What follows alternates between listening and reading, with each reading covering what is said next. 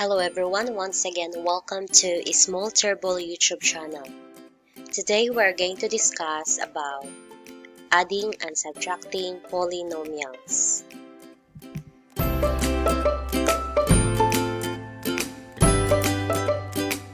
So in this lesson, you will learn how to add polynomials by combining similar terms. So adding polynomials is simple and easy if you only master the rules in adding integers. So let us review the two rules in adding integers. Number one, same sign. So add the absolute value of the integers, then copy the common sign. That's the rule for same sign. If they have different signs, you are going to subtract the absolute value of the integers and copy the sign of the integer with greater absolute value. This is what I mean in my previous tutorial. So if they have different sign, just get the difference, then copy the sign of the greater number. So let us try to check your prior knowledge. Okay. So for example here, 5 plus 8. So of course it's 14.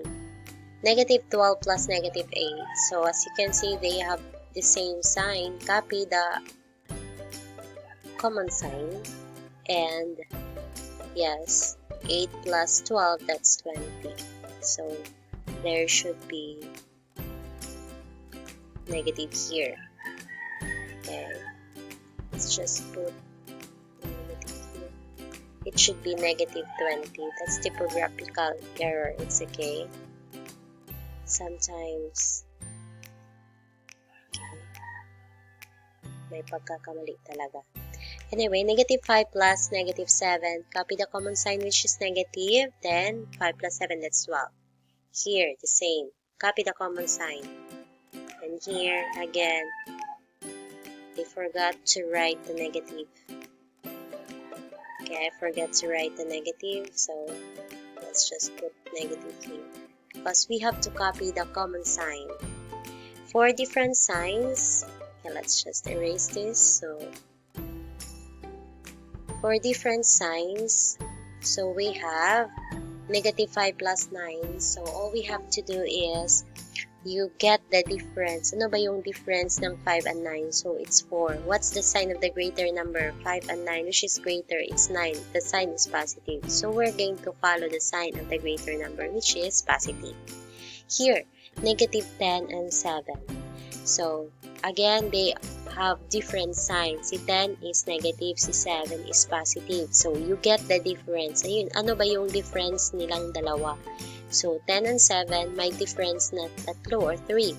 So, we just write 3 here as their difference. Then, what's the between 10 and 7, which is greater? So, of course, it's 10. So, what's the sign of 10? It's negative. So, you copy the sign of the greater number, which is negative, and so on. So also in adding polynomials, you must know how to identify the numerical coefficient and the literal coefficient like in the expression below. So we have expression below.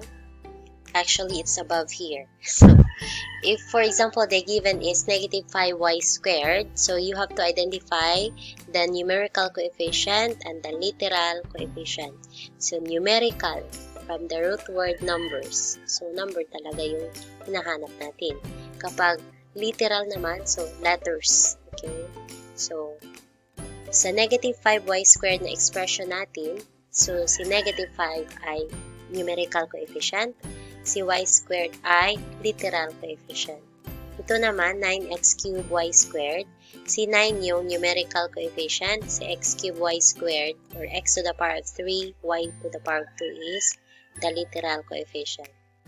And wxy, negative wxy, we have, because 1 could not be written, it's okay.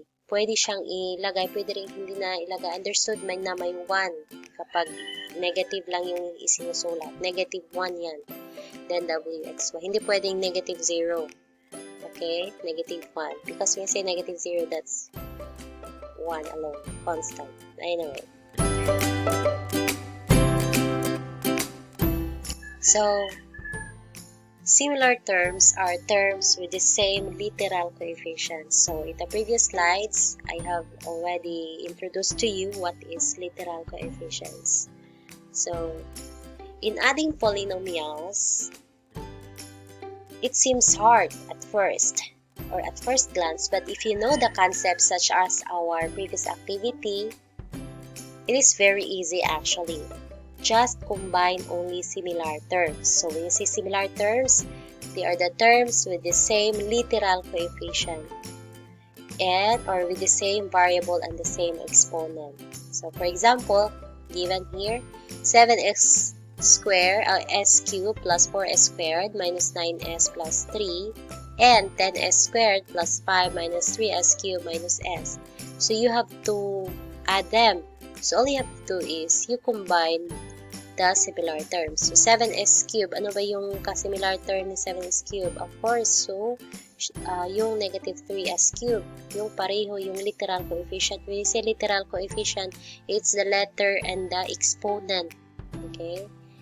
You should consider not just the letter itself, but also the exponent. For 4s squared, yung similar term niya, kapareho niya is 10s squared. Okay? Negative 9s is s. Negative s. 3 and 5. Okay? Here naman, negative 2b plus 10 minus c plus 5d, you should add it to negative 7 plus c minus 9 minus 6b. So again, combine similar terms only. Okay, let's have the next example. Let's have first the steps. So to add this polynomial, simply follow the following steps. First, for convenience, arrange in ascending or descending order the exponents if it involves only one variable. When the terms have more than one variable, it is best also to arrange them in ascending or descending order according to one of the variables. Okay, you are going to skip this step if the given is already arranged in ascending or descending order. Then, second step is to combine similar terms by finding the sum of the numerical coefficients. Follow the rules, of course, in adding integers, the gemdas, and copy the same literal coefficients. So, bakit kailangan na yung similar terms lang ang i-combine or i-add? Kasi we are going to just copy the same literal coefficient. So, for your reference, so we have here the rules in adding integers. Recall, so if they have the same sign, just add them, then copy the common sign. If they have different sign, you just get the difference and copy the sign of the greater number. So let's have this as an example. Okay, 7s cubed plus 4s squared minus 9s plus 3 and 10s squared plus 5 minus 3s cubed minus s. So we should arrange. Okay, so here we arrange the exponents from highest to lowest or descending order. So you may do it also in ascending order. So in the given, 3 is the highest exponent. So the constant is always at the end, of course. So you're going to align the similar terms. Okay, so align them. Then after that, after aligning the similar terms, you just follow the rules in adding integers. So 7 plus negative 3. So you are adding this time different signs. So just get the difference. So 7 and 3, we have 4. Then the sign of the greater number is positive. So just don't put plus. Nasa unahan kasi siya. Then copy yung s cubed, yung common term nila, common literal coefficient. Then for s squared, 4 and 10, they have the same sign. So just add, then copy the common sign which is plus or positive. So 4 plus 10, that's 14. Then copy the common literal coefficient which is s squared. Then for negative 9 and Of course, it is understood kapag hindi sinusulat yung number, understood na may 1 yan ha. So, negative 9 and negative 1, that's negative 10. Copy the common literal coefficient which is S. Then 3 and 5, same sign sila, so you just copy the common sign, then add. So, just recall the rules in adding integers. Kapag different sign, just like dito, get the difference. Then, just follow the sign of the greater number. So, the sum therefore is 4s cubed plus 14s squared minus 10s plus 8. That is the sum of the given. Alright, so let's have example 2. So add negative 2b plus 10 minus c plus 5d and negative 7d plus c minus 9 minus 6b. So as you can see, no exponent is involved. No. 1 lang yung exponent ng mga variables dyan. Pareho silang 1, pero iba-iba yung letters na ginagamit.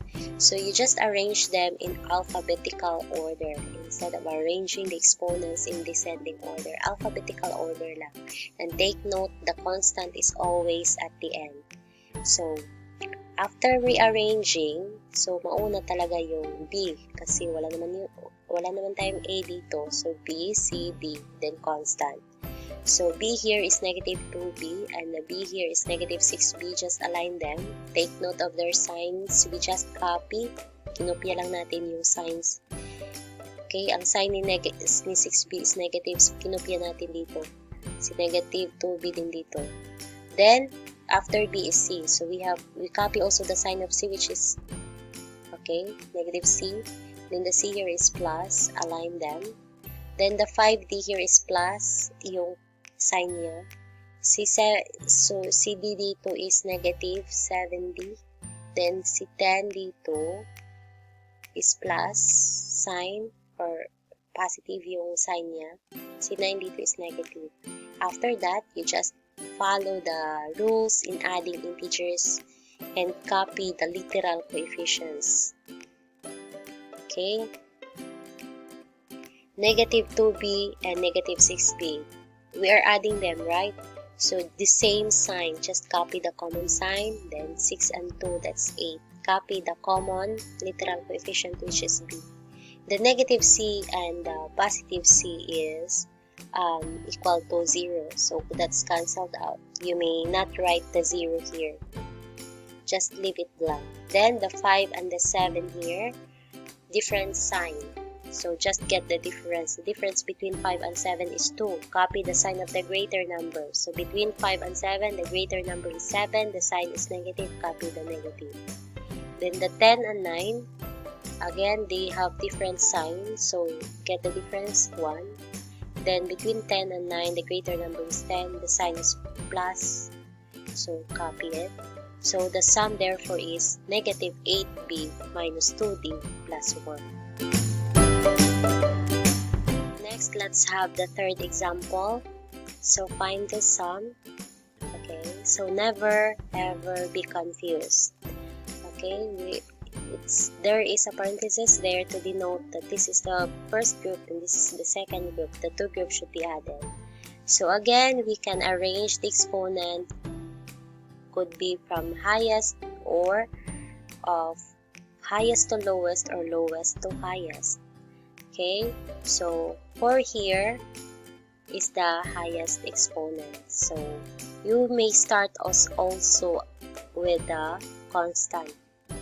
So, always at the end, may it be in ascending order, nasa unahan siya. Kapag nasa descending order yung arrangement, nasa pinaka dulo siya. Then again, combine similar terms. Napaka-easy lang talaga. Just always follow the rule in adding integers. And this is the sum. Okay, so you may try this next. You try this on your own. Just combine similar terms and copy the common literal coefficients. We'll have part 2 for subtracting polynomials. So as of now, bye-bye.